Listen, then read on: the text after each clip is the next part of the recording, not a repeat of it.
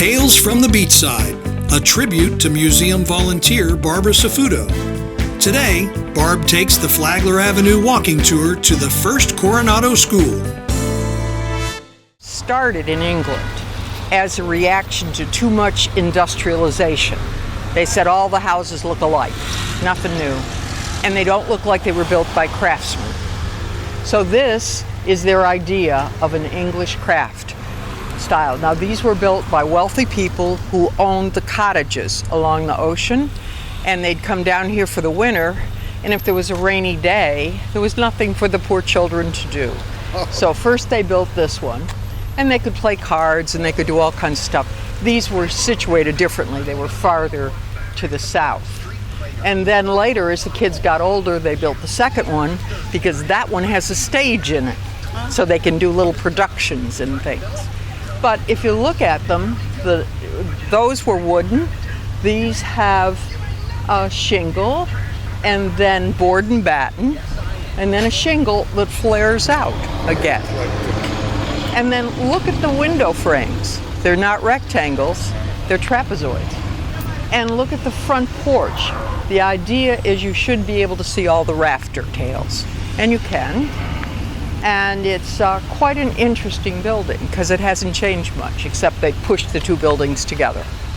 We're going to walk to the back now. It still stands with all the hurricanes. Still stands, and these were in the 30s. All right, we can see that that's the arts and crafts back to there. Then this little addition is something else. It's just shingled. It's old glass, you can tell. Can you see that it's wavy? Yeah. Okay. And it was built in 1901. What in the world was it? Well, by 1901, there were more people out here on Coronado Beach. They weren't quite as afraid of hurricanes. And they were mostly tradesmen and other people like that. And they had among them 15 children. So they decided that maybe they should talk to the school board and get them to build them a little school.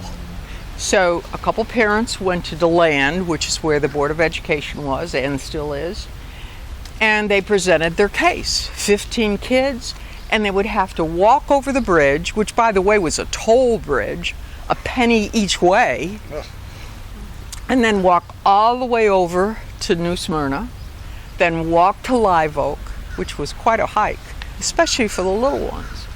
And so they thought it was time to have a school over here. So the school board considered it and said no. When you get 30 kids, come back. Well, that didn't help them. They came back and told the other parents. And two of the parents said, you talked to the wrong people. Should have talked to the superintendent of schools. So they went to DeLand again to talk to the superintendent of schools. By the way, DeLand's 25 miles away, and it was quite a journey in those days by wagon. Anyway, so they talked to the superintendent of schools, and he's quite a smart guy. And he says, maybe we can come to a compromise. They can't figure out what a compromise is, but he says, what if the school board bought you the materials and you built it? That doesn't sound too bad to them. Why? Because they're used to building sheds, and I mean, this is not a wonderful architecture, it just isn't. But it was a useful size and all that. And so they said yes. They came back and told the other parents, and nobody seemed too bothered about that. They were happy to have a school here. Actually, it was right on the corner. And that amazes me that nobody threw rocks through the windows or anything, you know. But anyhow, here it is. See the little colored glass in the door? That was a cookie sale. They sold cookies so they could raise money for something pretty. And the something pretty was the colored glass. True to his word, the superintendent got a school teacher for the next year. There were 8 grades in there, 1 through 8, and it worked quite well. Now, you're not going to recognize this name, maybe, or maybe you will. The fellow who did all this was named Bert Fish. Have you ever heard of it? No, I think not. But the hospital that's still here was named Bert Fish in his honor.